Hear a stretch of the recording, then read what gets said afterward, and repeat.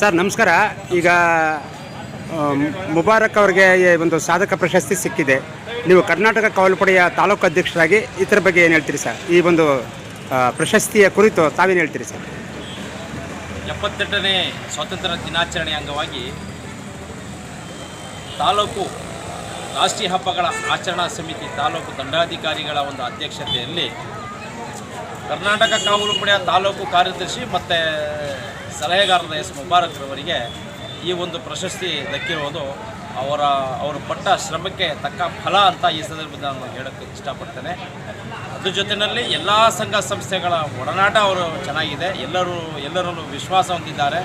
ಹಾಗಾಗಿ ಅವರಿಗೆ ಸಿಕ್ಕಿರೋಂಥ ಒಂದು ಪ್ರಶಸ್ತಿ ಎಲ್ಲ ಕನ್ನಡ ಪರ ಸಂಘಟನೆಯವರು ಕೂಡ ಖುಷಿ ವ್ಯಕ್ತಪಡಿಸ್ತಾ ಇದ್ದಾರೆ ಅನ್ನೋದು ಬಹಳ ಒಂದು ಒಳ್ಳೆಯ ಒಂದು ಸಂದೇಶ ಅಂತ ಹೇಳ್ಕೊಬೋದು. ಯಾಕಂದರೆ ಕೆಲವರು ಇನ್ನೊಬ್ಬರು ನಮ್ಗೆ ಸಿಕ್ಕಲಿಲ್ಲ ಅನ್ನೋ ಒಂದು ಭೇದ ಭಾವಗಳಿರ್ತದೆ. ನಿನ್ನೆ ಮುಬಾರಕ್ರವರಿಗೆ ಸಿಕ್ಕಿರ್ತ ಒಂದು ಪ್ರಶಸ್ತಿಗೆ ಎಲ್ಲ ಸಂಘ ಸಂಸ್ಥೆಯರು ಕೂಡ ಒಳ್ಳೆಯ ಖುಷಿನ ವ್ಯಕ್ತಪಡಿಸಿದ್ದಾರೆ. ನಿಜಕ್ಕೂ ನಮಗೆ ಬಹಳ ಖುಷಿ ಪಡುವಂಥದ್ದು. ಮುಂದಿನ ದಿನಗಳಲ್ಲಿ ಇವರಂಗೆ ಎಲ್ಲರೂ ಕೂಡ ಪ್ರಶಸ್ತಿ ಪಡ್ಕೊಳ್ಳೋಂಥ ಒಂದು ಕೆಲಸಕ್ಕೆ ಅವರು ಕೂಡ ಅವರು ಶ್ರಮ ಪಡಬೇಕು ಅಂತ ಈ ಸಂದರ್ಭದಲ್ಲಿ ನಾನು ಅವರಿಗೆ ಒಂದು ಸಂದೇಶವನ್ನು ಕೊಡುವ ಮೂಲಕ ಅವರಿಗೆ ತುಂಬು ಹೃದಯದ ಅಭಿನಂದನೆಗಳನ್ನು ನಾನು ಸಾರ್ವಜನಿಕರ ಪರವಾಗಿ ಎಸ್ ಮುಬಾರಕ್ರವರಿಗೆ ಮತ್ತು ತಾಲೂಕು ದಂಡಾಧಿಕಾರಿಗಳಿಗೆ ಮತ್ತು ಮುಖ್ಯವಾಗಿ ಮಾನ್ಯ ಶಾಸಕರಾದ ಎಚ್ ಎಂ ಗಣೇಶ್ ಪ್ರಸಾದ್ರವರಿಗೆ ನಾನು ಅಭಿನಂದನೆಗಳನ್ನು ಸಲ್ಲಿಸುವ ಮೂಲಕ ಹಾಗೆ ಇದೇ ಒಂದು ಶುಭ ಸಂದರ್ಭದಲ್ಲಿ ತಮ್ಮ ಒಂದು ಆಪ್ತ ಸ್ನೇಹಿತರಾಗಿ ಸಾಹಿತ್ಯ ಕ್ಷೇತ್ರದಲ್ಲಿ ಕಾಳಿಂಗ ಸ್ವಾಮಿ ಸಿದ್ಧಾರ್ಥ ಅವ್ರಿಗೂ ಕೂಡ ಈ ಒಂದು ಪ್ರಶಸ್ತಿ ಸಿಕ್ಕಿದೆ. ಇತರ ಬಗ್ಗೆ ಅವ್ರ ಬಗ್ಗೆ ಏನು ಹೇಳ್ತೀರಿ ಸರ್? ಅವ್ರಿಗೂ ಕೂಡ ಅವರು ಭಾಳ ಶ್ರಮಪಟ್ಟಿದ್ದಾರೆ. ಹಲವಾರು ಪುಸ್ತಕಗಳನ್ನ ಬರೆದಿರುವಂಥದ್ದು. ಆಮೇಲೆ ಇನ್ನು ಮುಂದಿನ ಒಂದು ಹೆಜ್ಜೆ ಅವರು ನ್ಯಾಷನಲ್ ಅವಾರ್ಡ್ ಕೂಡ ಸಿದ್ಧತೆಯಲ್ಲಿದ್ದಾರೆ. ಸುಮಾರು ಪುಸ್ತಕಗಳು ನಮಗೆ ತೋರಿಸಿದ್ರು, ರೆಕಾರ್ಡ್ಗಳು ತೋರಿಸಿದ್ರು, ಡಾಕ್ಯುಮೆಂಟ್ ಮಡಗಿದ್ದಾರೆ. ಇಷ್ಟು ದೊಡ್ಡ ಪುಸ್ತಕವನ್ನೇ ಒಂದು ರೆಡಿ ಮಾಡಿ ಮಡಗಿದ್ದಾರೆ. ನ್ಯಾಷನಲ್ ಅವಾರ್ಡ್ಗೋಸ್ಕರ ಸಿದ್ಧತೆಯಲ್ಲಿದ್ದಾರೆ. ಅವ್ರ ಬಗ್ಗೆ ನಾವು ಏನು ಮಾತಾಡೋಕ್ಕಾಗಲ್ಲ. ಅವರು ಸುಮಾರು ಪುಸ್ತಕಗಳು ಬರೆದಿದ್ದಾರೆ. ಹಾಗಾಗಿ ಅವರ ಶ್ರಮಕ್ಕೆ ಒಂದು ತಕ್ಕ ಒಂದು ಪ್ರಶಸ್ತಿ ಕೂಡ ಸಿಕ್ಕಿದೆ. ಪ್ರಗತಿಪರ ಸಂಘಟನೆಯ ಒಂದು ಸಹಕಾರ ಅವರಿಗಿದೆ. ಇದು ನಾವು ಬಹಳ ಖುಷಿ ವ್ಯಕ್ತಪಡಿಸುವಂಥ ವಿಚಾರ. ಯಾಕಂದರೆ ನಾನು ಏನೋ ತಿಳ್ಕೊಂಡಿದ್ದೆ, ನನಗೂ ಕೂಡ ಗೊತ್ತಿದ್ದಿಲ್ಲ.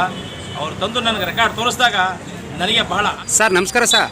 ನಮಸ್ತೆ ಸರ್. ನಿನ್ನೆ 2024ರ ಒಂದು ಸ್ವಾತಂತ್ರ್ಯ ದಿನಾಚರಣೆಯ ಶುಭ ಸಂದರ್ಭದಲ್ಲಿ ತಮಗೆ ಸಾಧಕ ಪ್ರಶಸ್ತಿ ನೀಡಿ ಗೌರವ ಸಮರ್ಪಿಸಿದ್ದಾರೆ ತಾಲೂಕು ಆಡಳಿತ ವತಿಯಿಂದ. ಇದರ ಬಗ್ಗೆ ಏನು ಹೇಳ್ತೀರಿ ಸರ್? ನೋಡಿ, ನಾನು ಕರ್ನಾಟಕ ಕಾವಲುಪಡೆ ಸಂಘಟನೆಯಲ್ಲಿ ಹೆಚ್ಚು ಕಮ್ಮಿ 9 ವರ್ಷದಿಂದ ಸತತವಾಗಿ ಕನ್ನಡ ನೆಲ ಜಲ ಇದರ ಬಗ್ಗೆ ಹಲವಾರು ಒಂದು ಹೋರಾಟಗಳಲ್ಲಿರ್ಬೋದು, ಹಲವಾರು ಸಾರ್ವಜನಿಕ ಸೇವೆಗಳಲ್ಲಿರ್ಬೋದು, ನನ್ನ ಕೈಲಾದಂಥ ಒಂದು ಅಳಿಲು ಸೇವೆನ ನಾನು ನಿರಂತರವಾಗಿ ಮಾಡ್ಕೊಂಡು ಬರ್ತಾಯಿದ್ದೆ. ಈ ಒಂದು ಇದನ್ನು ಗುರುತಿಸಿ ನನಗೆ ಮೊದಲನೇದಾಗಿ ಕನ್ನಡ ಸಾಹಿತ್ಯ ಪರಿಷತ್ತಲ್ಲಿ ಸಂಘ ಪ್ರತಿನಿಧಿಯಾಗಿ ನನ್ನನ್ನು ಆಯ್ಕೆ ಮಾಡಿಕೊಂಡ್ರು.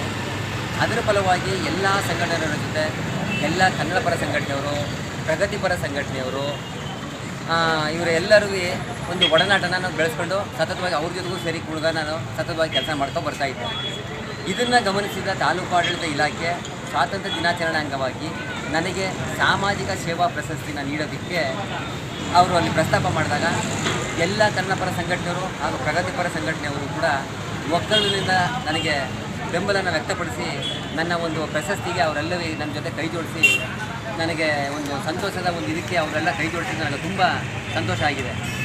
ಈ ಒಂದು ಸಂದರ್ಭದಲ್ಲಿ ತಾಲೂಕು ಆಡಳಿತ ನನ್ನನ್ನು ಆಯ್ಕೆ ಮಾಡಿ ಸ್ವಾತಂತ್ರ್ಯ ದಿನಾಚರಣೆ ದಿನ ತಾಲೂಕು ಆಡಳಿತ ತಹಸೀಲ್ದಾರ್ ದಂಡಾಧಿಕಾರಿಗಳ ನೇತೃತ್ವದಲ್ಲಿ ನಡೆದಂಥ ಕಾರ್ಯಕ್ರಮದಲ್ಲಿ ಶಾಸಕ ಗಣೇಶ್ ಪ್ರಸಾದ್ರವರು ನನಗೆ ಸಾಮಾಜಿಕ ಸೇವಾ ಪ್ರಶಸ್ತಿಯನ್ನು ನೀಡಿ ಗೌರವಿಸಿದರು.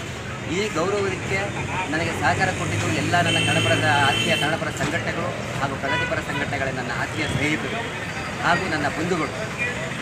ಈ ಒಂದು ಪ್ರಶಸ್ತಿ ಸಿಕ್ಕಿರೋದ್ರಿಂದ ಇನ್ನೂ ನನಗೆ ಹೆಚ್ಚಿನ ಕನ್ನಡಪರ ಸೇವೆ ಮಾಡೋದಂಥ ಒಂದು ಜವಾಬ್ದಾರಿನ ಸಿಕ್ಕಿದೆ ಅಂತ ಅಂದ್ಕೊಂಡು ಒಂದು ಹೆಜ್ಜೆಗೂ ನಾನು ಕನ್ನಡದ ನೆಲೆ ಜಲ ನಾಡು ವಿಷಯವಾಗಿ ನಾನು ಹೆಜ್ಜೆನ ಇಡ್ತೀನಿ ಅಂತ ಈ ಸಂದರ್ಭದಲ್ಲಿ ತಮ್ಮೆಲ್ಲರ ಮುಖಾಂತರ ನಾನು ಒಂದು ಭರವಸೆನ ನೀಡ್ತಾ ನನ್ನೊಂದು ಮಾತು ಮುಗಿಸ್ತಾ ಇದ್ದೀನಿ. ಹಾಗೆ ಇದೇ ಒಂದು ಶುಭ ಸಂದರ್ಭದಲ್ಲಿ ತಮ್ಮ ಒಂದು ಆಪ್ತ ಸ್ನೇಹಿತರಾಗಿ ಸಾಹಿತ್ಯ ಕ್ಷೇತ್ರದಲ್ಲಿ ಕಾಳಿಂಗ ಸ್ವಾಮಿ ಸಿದ್ಧಾರ್ಥ ಅವ್ರಿಗೂ ಕೂಡ ಈ ಒಂದು ಪ್ರಶಸ್ತಿ ಸಿಕ್ಕಿದೆ. ಇದರ ಬಗ್ಗೆ ಅವ್ರ ಬಗ್ಗೆ ಏನು ಹೇಳ್ತೀರಿ ಸರ್? ಅವ್ರಿಗೂ ಕೂಡ ಕೂಡ ಅವರು ಭಾಳ ಶ್ರಮ ಪಟ್ಟಿದ್ದಾರೆ, ಹಲವಾರು ಪುಸ್ತಕಗಳನ್ನ ಬರೆದಿರೋವಂಥದ್ದು. ಆಮೇಲೆ ಇನ್ನು ಮುಂದಿನ ಒಂದು ಹೆಜ್ಜೆ ಅವರು ನ್ಯಾಷನಲ್ ಅವಾರ್ಡ್ಗೂ ಕೂಡ ಸಿದ್ಧತೆಯಲ್ಲಿದ್ದಾರೆ. ಸುಮಾರು ಪುಸ್ತಕಗಳು ನಮಗೆ ತೋರಿಸಿದ್ರು, ರೆಕಾರ್ಡ್ಗಳು ತೋರಿಸಿದ್ರು, ಡಾಕ್ಯುಮೆಂಟ್ ಮಡಗಿದ್ದಾರೆ.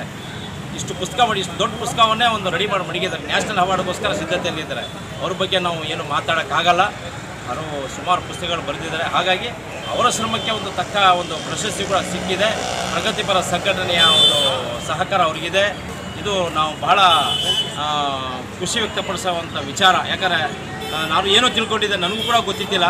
ಅವರು ತಂದು ನನಗೆ ರೆಕಾರ್ಡ್ ತೋರಿಸಿದಾಗ ನನಗೆ ಬಹಳವಾದ ಒಂದು ವಿಚಾರವಾಯಿತು. ಯಾಕಂದರೆ ನಾವೆಲ್ಲ ಸಂಘಟನೆಗೆ ಬರೋಕ್ಕಿಂತ ಮುಂಚೆನೇ ಅವರು ಹಲವಾರು ಒಂದು ಡಾಕ್ಯುಮೆಂಟ್ಗಳನ್ನು ನನಗೆ ತೋರಿಸಿದ್ರು. ನಿಜಕ್ಕೂ ಭಾಳ ಖುಷಿ ಆಯ್ತದೆ. ಇಂಥವ್ರ ಜೊತೆ ನಾವು ಆಪ್ತರಾಗಿರೋದು ನಿಜಕ್ಕೂ ನಾವು ಧನ್ಯರು ಅಂತ ಈ ಸಂದರ್ಭ ನಾನು ಹೇಳಕ್ಕೆ ಇಷ್ಟಪಡ್ತೇನೆ. ಸರ್ ನೀವೇನು ಹೇಳ್ತೀವಿ ಸರ್? ನಾವು ಹೇಳೋದಕ್ಕೆ ಪದಗಳಿಲ್ಲ. ಯಾಕಂದರೆ ಸಾಹಿತ್ಯ ಕ್ಷೇತ್ರದಲ್ಲಿ ಕಾಳಿಂಗಸ್ವಾಮಿ ಸಿದ್ಧಾರ್ಥರವರು ಏನು ಸಾಧನೆ ಮಾಡಿರೋದಾರೋ ನಾವು ಬಾಯಿ ಮಾತ್ರಲ್ಲ, ದಾಖಲೆ ಸಮೇತ ನಾವು ಕಣ್ಣಾರೆ ಕಂಡಿದ್ದೀವಿ. ನನಗೆ ಗೊತ್ತಾದ ಮಟ್ಟಿಗೆ ನಾವತ್ತು ಪೂರ್ವಭಾವಿ ಸಭೆಯಲ್ಲೂ ಕೂಡ ನಾವು ಅದರ ಫಸ್ಟು ದಾಖಲಾತಿ ಸಮೇತ ಸರ್ ನನಗೆ ಗೊತ್ತಾದಂಗೆ ಅವರು 4 ಪುಸ್ತಕಗಳನ್ನು ಅವರು ಬರೆದಿದ್ದಾರೆ. ಆ ಒಂದು ಇದರಲ್ಲಿ ಆಮೇಲೆ ನಿರಂತರವಾಗಿ ಎಲ್ಲ ಸಂಘ ಸಂಸ್ಥೆಗಳ ಜೊತೆಗೆ ಒಡನಾಟನ ಇಟ್ಕೊಂಡಿದ್ದಾರೆ.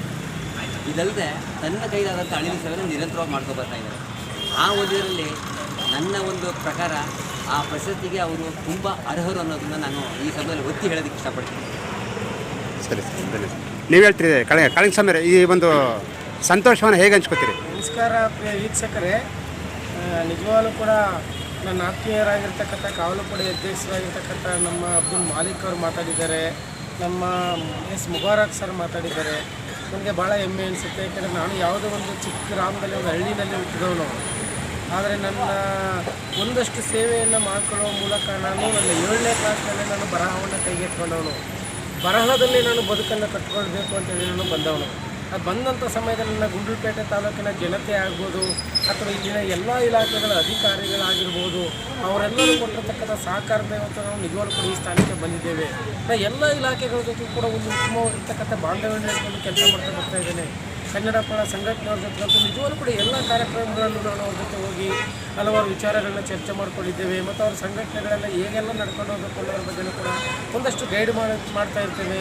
ಕನ್ನಡ ಸಾಹಿತ್ಯ ಪ್ರಶಸ್ತಿ ಕಾರ್ಯಕ್ರಮಗಳಲ್ಲಾಗಿರ್ಬೋದು, ರಾಷ್ಟ್ರೀಯ ಹಬ್ಬಗಳ ಕಾರ್ಯಕ್ರಮ ಪ್ರತಿಯೊಂದರಲ್ಲೂ ಕೂಡ ನಾವು ಮುಕ್ತವಾಗಿ ಭಾಗವಹಿಸುವ ಮೂಲಕ ನಮ್ಮ ಉದ್ದೇಶ ಪ್ರತಿಯೊಂದು ಕೆಲಸವೂ ಕೂಡ ನ್ಯಾಯಯುತವಾಗಿರಬೇಕು, ನ್ಯಾಯಸಮ್ಮತವಾಗಿರಬೇಕು ಮತ್ತು ಮುಕ್ತವಾಗಿರಬೇಕು ಮತ್ತು ಪಾರದರ್ಶಕವಾಗಿರಬೇಕು ಅಂತಕ್ಕಂಥ ಉದ್ದೇಶವನ್ನು ಇಟ್ಕೊಂಡು ನಾನು ಎಲ್ಲ ಸಮುದಾಯದ ಜೊತೆ ಒಂದು ನೇರ ಸಂಪರ್ಕವನ್ನು ಇಟ್ಕೊಂಡು ಎಲ್ಲರ ಜೊತೆ ನಾನು ಮಾತಾಡ್ತಾ ಇರೋದ್ರಿಂದ, ಪ್ರತಿಯೊಂದು ಕಾರ್ಯಕ್ರಮದಲ್ಲಿ ನಾನು ಭಾಗವಹಿಸ್ತಾ ಇರೋದ್ರಿಂದ ಗುಂಡ್ಲುಪೇಟೆ ತಾಲೂಕಿನ 196 200 ಗ್ರಾಮಗಳಲ್ಲೂ ಕೂಡ ನನ್ನ ಎಲ್ಲ ನೆಚ್ಚಿನ ಚಿರಪರಿಚಿತರಿರೋದ್ರಿಂದ ನನ್ನ ಎಲ್ಲ ಕ್ಷೇತ್ರದಲ್ಲೂ ಕೂಡ ಕೆಲಸ ಮಾಡುವ ಮೂಲಕ ನಾನು ಇದುವರೆಗೆ 3000ಕ್ಕಿಂತ ಹೆಚ್ಚು ಬೀದಿ ನಾಟಕವನ್ನು ಮಾಡಿದ್ದೇನೆ.